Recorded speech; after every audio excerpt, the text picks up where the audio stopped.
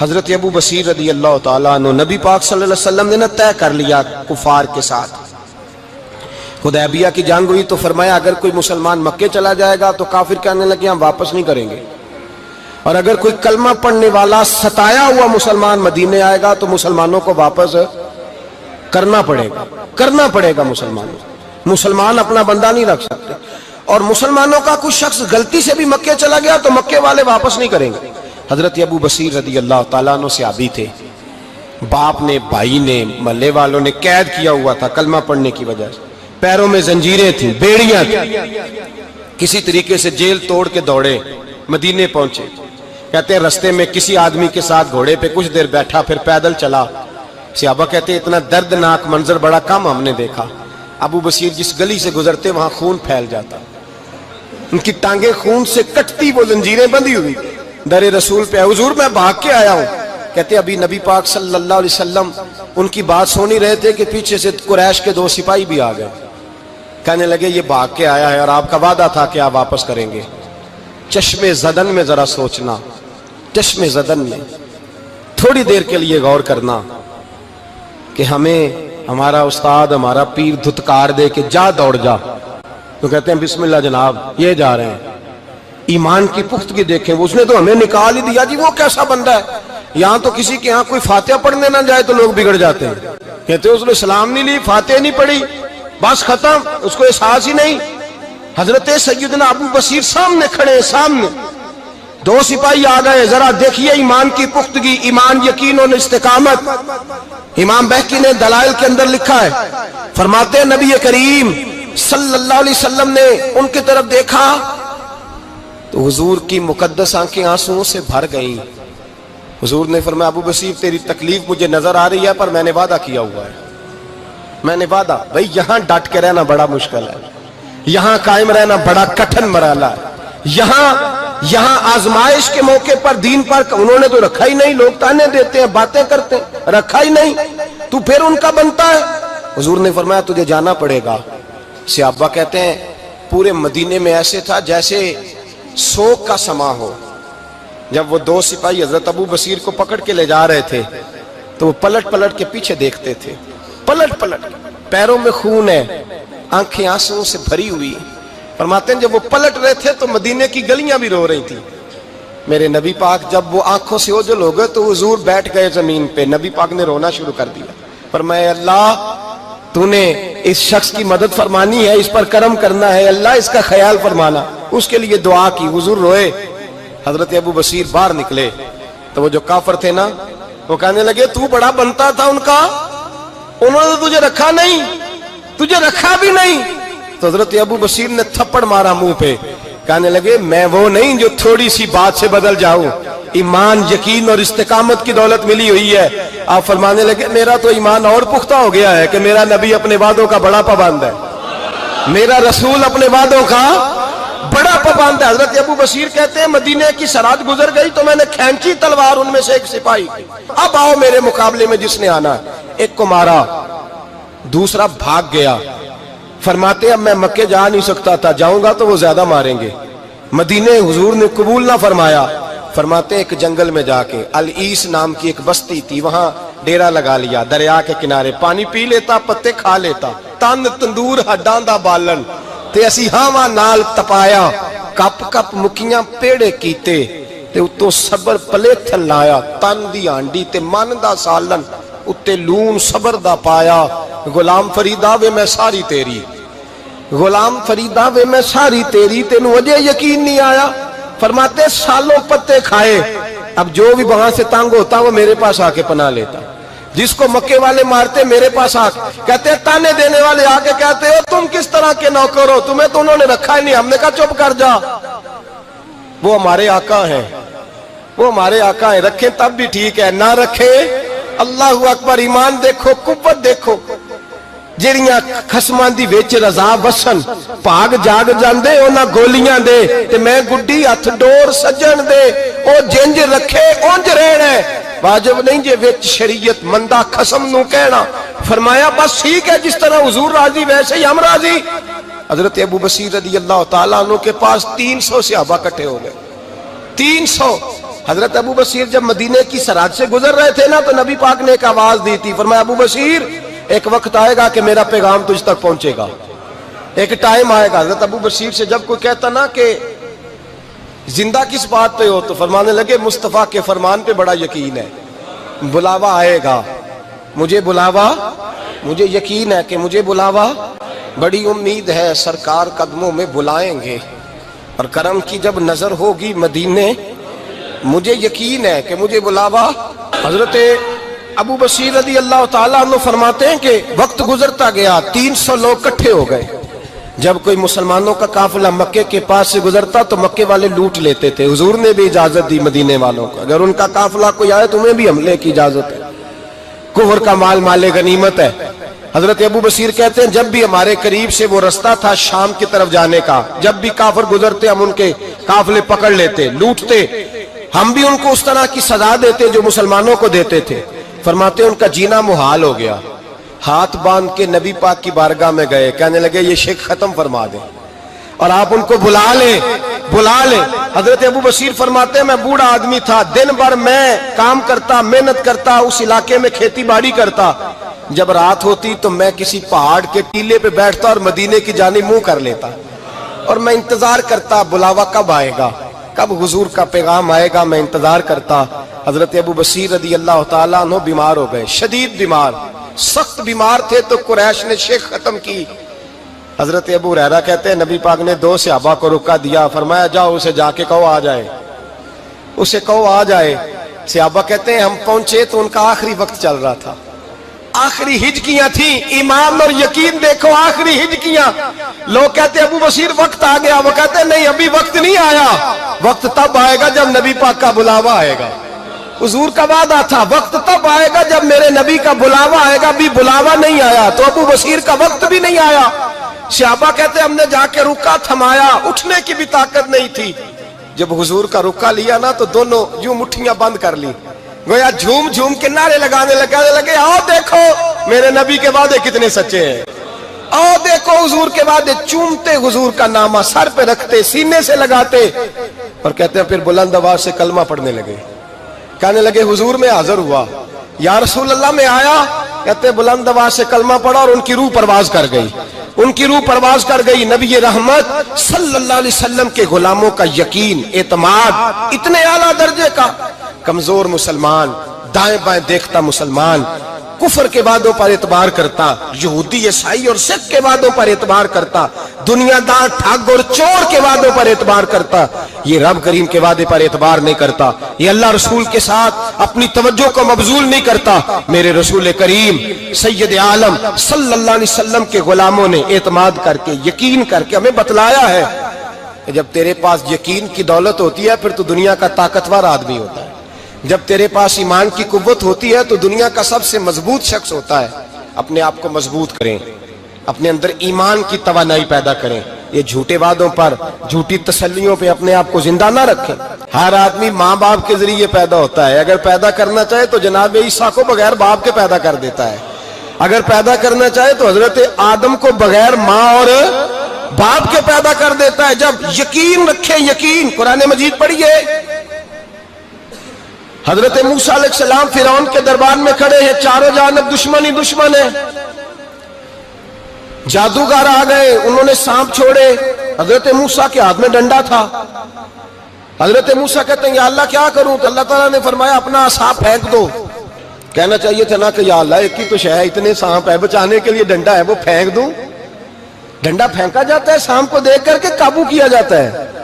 یہ میرا اور آپ کا ذوق ہے نا، لیکن انبیاء کرام کا انداز ملاحظہ کیجئے میرے عزیزو۔ اللہ فرماتے ہیں ڈنڈا، اے موسیٰ ڈال دے اپنا عصا، پہلے نہیں فرمایا کہ سانپ بن جائے گا، فرمایا بس تو ڈال دے۔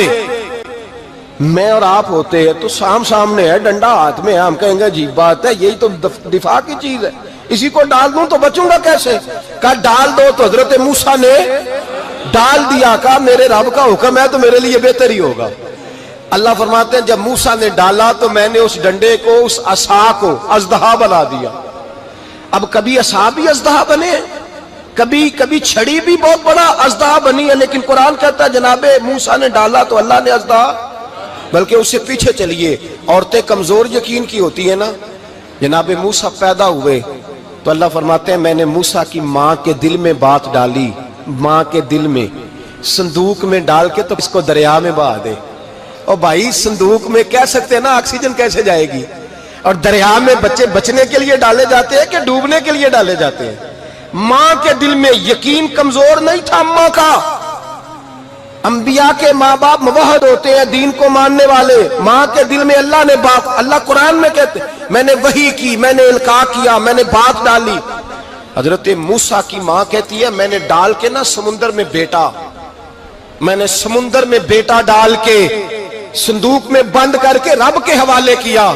آپ فرماتے ہیں میرے مالک کا بھروسہ کیا تو پھر میرے مالک کا کام دیکھو، کمال دیکھو۔ میں نے دریا میں ڈالا، اللہ نے فرعون کے گھر میں میرے بیٹے کی پرورش کرا دی۔ یہ یقین کہ حضرت موسیٰ کے پاس قوم آئی، قرآن پڑھیے، کہا جناب پانی چاہیے۔ وَإِذِ اسْتَسْقَىٰ مُوسَىٰ لِقَوْمِهِ، موسیٰ نے اپنی قوم کے لیے پانی مانگا۔ ہم نے کہا فَانْفَجَرَتْ مِنْهُ اثْنَتَا عَشَرَةَ عَيْنًا، اپنا ڈنڈا پتھر پہ مارو۔ عقل والا آدمی ہوتا تو اڑ جاتا، کہتا یا اللہ پتھروں سے بھی کبھی پانی نکلا ہے؟ اضرب بعصاک الحجر، مارو پتھر پہ ڈنڈا۔ اللہ کے نبی نے منٹ نہیں لگایا، ٹھا کر کے ڈنڈا لگایا۔ فَانْفَجَرَتْ مِنْهُ اثْنَتَا عَشَرَةَ عَيْنًا، اللہ فرماتے ہیں جناب موسیٰ نے ایک عصا مارا، میں نے 12 چشمے جاری کر دیے۔ تو لے تو اللہ کرتا ہے، اللہ کہتا ہے پڑھ نماز روزی دوں گا، کہتا ہے سوچتا ہوں۔ اللہ فرماتا ہے آجا مسجد میں تیرا ہو جاؤں گا، کہتا ہے دیکھتا ہوں۔ رب فرماتا ہے تو میرے محبوب کی غلامی کر، میں تجھے محبوب بنا لوں گا۔ تو کہتا ہے تھوڑا بڑا ہو کے داڑھی رکھنی ہے، ابھی سیانا ہو کے میں ذرا سرٹیفکیٹ لے لوں اسرائیل سے کہ کتنے سالوں کے بعد آئیں گے، پھر شروع کروں گا۔ پروگرام بنا رہا ہے، ابھی تو ارادے میں ہے۔ اللہ کے پیغمبر کا ڈنڈا، اور اس سے زیادہ آگے بات ہو گئی۔ پیچھے فوج لگی ہوئی ہے فرعون کی، مجمع ہے، ہزاروں لاکھوں کا لشکر لے کے، تلواریں نیزے، فرعون پیچھے، آگے دریا آ گیا۔ حضرت موسیٰ علیہ السلام کھڑے ہیں، اب کدھر جائیں؟ اللہ پاک نے فرمایا مارو ڈنڈا۔ کہاں؟ پانی پہ، پانی پہ ڈنڈا مارو۔ اب حضرت موسیٰ علیہ السلام پانی پہ ڈنڈا مارے تو پانی ابھرے گا، اس سے زیادہ کیا ہوگا؟ پہلے پتھر پہ ڈنڈا مروایا تو پانی نکلا، اب پانی پہ ڈنڈا مروایا۔ فَإِذْ فَرَقْنَا بِكُمُ الْبَحْرَ فَأَنْجَيْنَاكُمْ وَأَغْرَقْنَا آلَ فِرْعَوْنَ، اللہ فرماتے ہیں موسیٰ نے پانی پہ ڈنڈا مارا تو میں نے پانی میں رستے بنا دیے۔ ایک جگہ ڈنڈا مارا تو پانی نکل آیا، دوسری جگہ عصا مارا تو پانی خشک ہو گیا۔ 12 چشمے بن گئے، 12 رستے بن گئے دریا میں سے۔ حضرت موسیٰ علیہ السلام گزر گئے، اور اللہ فرماتے ہیں فرعون بھی آیا تو اسے میں نے غرق کر دیا، اور وہ کھڑا دیکھتا ہی رہ گیا کہ بنا کیا ہے۔ یہ تو بات ہے حضرت موسیٰ کی، میرے مصطفیٰ کے غلام۔ حضرت سعد بن ابی وقاص قادسیہ کی جنگ کے لیے نکلے، رستے میں دریائے نیل آ گیا۔ حضرت سیدنا سعد بن ابی وقاص اب کہاں سفر طے کر کے آئے، کہتے ہیں پتہ ہی نہیں تھا کہ دریا آ جائے گا، اب دور دور تک پل کوئی نہیں۔ صحابہ کہتے ہیں دشمن للکار رہا، حضرت سعد بن ابی وقاص دریا کنارے کھڑے ہوئے، ایمان، یقین اور استقامت، ڈٹ گئے۔ کہنے لگے او دریا، اگر تو حضرت موسیٰ کی نافرمان قوم کو رستہ دے سکتا ہے، محمد عربی کے وفادار نوکر ہیں، ہم تو رسول اللہ کے ماننے والے ہیں، دشت تو دشت ہے، دریا بھی نہ چھوڑے ہم نے، بحر ظلمات میں دوڑا دیے گھوڑے ہم نے، فرمایا چھوڑ رستہ۔ صحابہ کہتے ہیں اس وقت ہم نے نعرے لگائے جب دریا نے رستہ ہی چھوڑ دیا۔ کہتے ہیں پھر اللہ رسول پر ہم ذکر کرنے لگے، درود پڑھنے لگے، دریا سے رستے بن گئے۔ فرماتے ہیں 10,000 کا لشکر گزر گیا، اس پار جب گیا نا تو حضرت سعد بن ابی وقاص نے پھر مجمع پہ نظر ڈالی، فرمایا کسی کی کچھ ہے تو نہیں رہ گئی پانی میں، کوئی دریا میں چیز تو نہیں رہ گئی؟ ایک صحابی کہنے لگے میرا مٹی کا پیالہ رہ گیا ہے۔ یار ذرا دیکھیے انداز دیکھیے، مٹی کا پیالہ، او یار چھوڑ پرا، مٹی کا پیالہ کیا ہوتا ہے؟ اب تو مٹی کے پیالے کی بات کرے گا، چھوڑ دے، کیا کرتا ہے؟ اس نے کہا پیالہ میرا رہ گیا ہے۔ تو حضرت سعد بن ابی وقاص کہنے لگے کیوں ہمارا پیالہ رہ جائے، ہم رسول اللہ کے نوکر ہیں۔ ایمان، یقین اور استقامت کی دولت۔ پھر دریا کی طرف دیکھا، کہنے لگے چل یار ہمارا پیالہ بھی واپس کر دے۔ صحابہ کہتے ہیں دریا کی لہر آئی اور پیالہ بھی واپس کر گئی۔ اور میرے بھائی جب ایمان کی دولت، یقین کی دولت، اعتماد کی دولت، جو بابا کہتا ہے نا کہ معاذ اللہ تعالیٰ الو کا خون لے آؤ اور شیر کی کھلڑی لے آؤ، میں کالا پیلا نیلا جادو کروں گا، اس پر لوگ دوڑ کے جاتے ہیں, 50-60 ہزار روپیہ بھی دے آتے ہیں دوڑ کے. اور اگر کہا جائے کہ مسجد آؤ 4 رکعت نماز پڑھو, حاضری دو مسجد کی, تو کہتے ہیں معرفت والے ہیں. معرفت والے نمازیں نہیں پڑھتے, وہ کون سی معرفت ہے؟ یہاں اللہ کی بارگاہ میں جھکنے کا, چونکہ یہ لیٹ ہے نا, یہ پتہ نہیں جنت میں جا کے ملے گا, کب ملے گا, معاذ اللہ. لوگ دنیا داری کے معاملے میں پس جاتے ہیں. حکمران نے وعدہ کر دیا ہے سڑکیں پکی ہو جائیں گی, خوشحالی ہو جائے گی, موجیں لگ جائیں گی, لوگ لائنوں میں کھڑے ہیں ووٹ دینے کے لیے, اور تیرے رب نے کہا ہے تو مجھ سے ڈر جا, میں تیری دنیا بھی اچھی کر دوں گا, آخرت بھی اچھی کر دوں گا, تو ادھر آ میری بارگاہ میں جھک. لوگ اعتماد اور یقین کو اوہام پرستی کا شکار ہیں, ہم لوگ وہم کا شکار ہیں, ہم لوگ بدشگونی ایسے ہو جائے گا ویسے ہو جائے گا, ہم ان چیزوں کا شکار. بھائی اعتماد کی دولت پیدا کریں, یقین اپنے اندر پیدا کریں, ایمان پیدا کریں, ڈٹ جائیں رب رسول کا نام لے کر. حضرت عمر کا زمانہ تھا, مصر فتح ہو گیا, حضرت عمر بن عاص گورنر بنے. رواج یہ تھا مصر کے اندر کہ ایک دریا چلتا تھا, دریائے نیل, اور سارے مصر کا انحصار اسی دریا پہ تھا. فصلوں کو پانی بھی لگتا اسی سے, جانور بھی اسی سے پانی پیتے, کھیتیاں بھی اسی سے سیراب ہوتی. سال کے بعد وہ دریا خشک ہو جاتا تھا, سال کے بعد وہ دریا خشک ہوتا, اور جب خشک ہوتا نا تو ایک کواری لڑکی قتل کر کے دریا میں ڈالتے, پھر وہ دریا چلتا. آج بھی بہت ساری جگہوں پہ اوہام پرستی ہے, کہتے ہیں ہمارے آستانے کا طریقہ ہے. میں نے کہا آستانے کا اس آستانے کا طریقہ ہوتا ہے جس آستانے کا تعلق در مصطفیٰ سے ہوتا ہے.